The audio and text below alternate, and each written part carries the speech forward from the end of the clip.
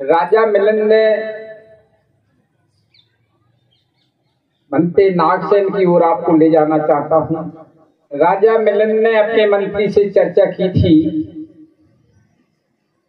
मंत्री ये बताएं जो मेरा दरबार भरा जाता है, इस दरबार के मुकाबले किसी का दरबार नहीं भरा जाता। मंत्री चुप हो जाता है। राजा ने कहा, मंत्री शांत क्यों हो गए? आपने उत्तर नहीं दिया।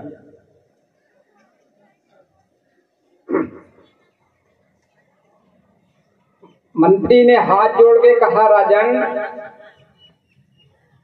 बात बड़ी है, मोह छोटा है। अगर मैं किसी की प्रशंसा कर देंगे तो आपके शरीर में जलन पैदा हो जाए। मेरा सर बच जाए तो मैं अवश्य कह सकता हूं। राजा ने कहा, मंत्री मेरे राज के मंत्री होते हुए आपका सर कौन पकड़े? ऐसा व्यक्ति कौन पैदा हो गया? बोलो, हमें आपका ही भय है। चलो मंत्री निष्फिक्र हो गए, कहिए जो आपके शब्दों में कसूर होंगे वो माफ होंगे। तुमने कहा, बनते नागसेन जी हैं, उनकी प्रसिद्ध आपकी प्रसिद्ध से कई गुणी संख्या में भरी जाती है। इतनी बात मंत्री की सुन के राजा आगे जौल हो गया। मंत्री खामोश। ये राजन से ज्यादा तुम तुलना उन मंत्रियों की कर रहे भिक्षुशन की, जो राजन के घर पे आके भोजन की आशा करते हैं, वो राजन से ज्यादा। मंत्री ने कहा, राजन मैंने पहले ही कहा था मेरा शब्द सहन नहीं होगा। ठीक है मंत्री, जहां बनते नागसेन जी की प्रसिद्ध है, उस प्रसिद्ध के हमको दर्शन करवा दोगे तभी मेरे मन में शांति होगी। मंत्री ने कहा, चलिए राजन, हम राजा बनते नागसेन जी की प्रसिद्ध के दर्शन के लिए तैयारियां हो जाती हैं। रथ पे सवार होके राजा मंत्री अपने जैसे राजन के बिहार होते हैं, गार्ड को सहित जहां बनते नागसेन जी की प्रसिद्ध थी वहां पर पहुंचे। तो जैसी आज ये प्रसिद्ध लगी हुई है, हमारे उनके जो हमारे बापू के सुपुत्र प्रहलाद प्रदीप जो उनके पुण्यतिथि के उपलक्ष्य में ऐसा बनते नागसिंह जी का धर्म उपदेश चल रहा था।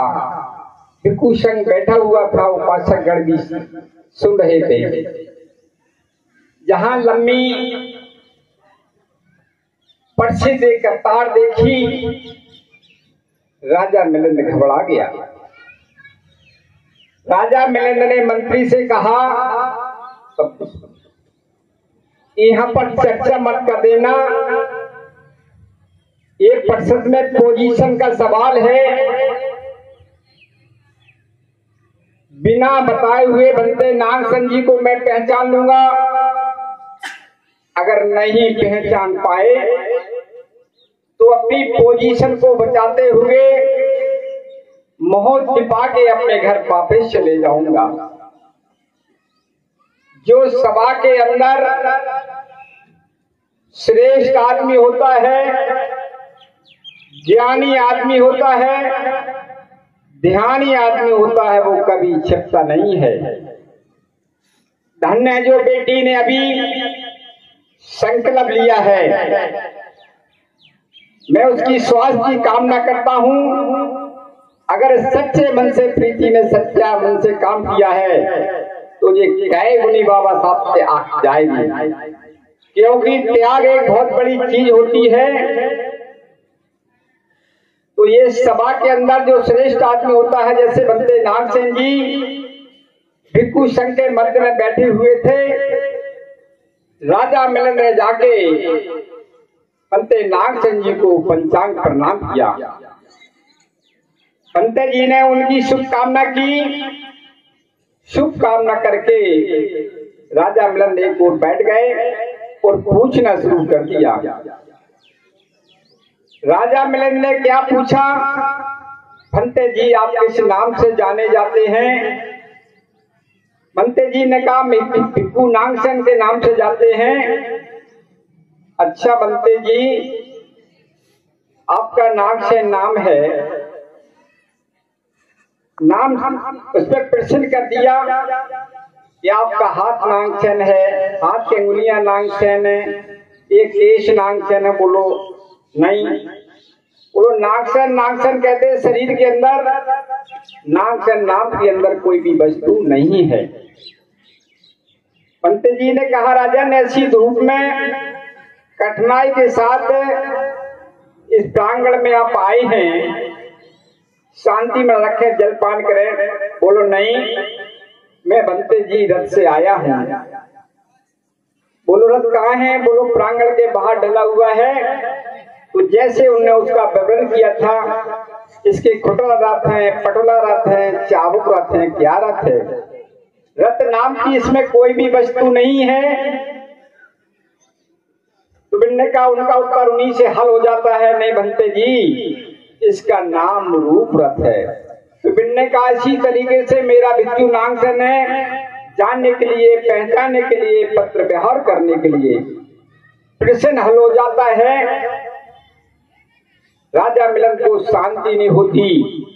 दूसरा प्रश्न कर दिया, ये बता बनते जी धर्म की सीमा कहाँ तक है? क्या लंबाई है, क्या चौड़ाई है, क्या गहराई है? मैंने कहा राजन प्रश्न कठिन है, इसमें समय लगेगा। जैसे नदी के अंदर कंकड़ हैं, उन कंकड़ों को उनके मेरे पास आए तो मैं अवश्य बता दूंगा। राजा मिलन ने सोचा कि जो नदी के अंदर कंकड़ हैं वो तो मैं जीवन में कभी नहीं गिन पाऊंगा। हाथ जोड़ के बोले बंदे जी जो नदी के अंदर कंकड़ हैं वो असीमित हैं। इन्होंने कहा राजन कंकड़ों की तरह धर्म असीमित है। जो जितना उसको मान पाए, जो उसको जान पाए, वो चल पाए, उसके लिए थोड़ा ही है। तो जो यहाँ आए हैं सच्चा संकल्प लेके जाएं। लेकिन जो अभी हमारे वक्ता कह रहे थे कि भाषण देना अलग है, इस शरीर में उसको उतारना एक अलग है, उस पर चलना एक अलग है। तो सच्चा संकल्प लेके जाए श्रद्धांजलि को।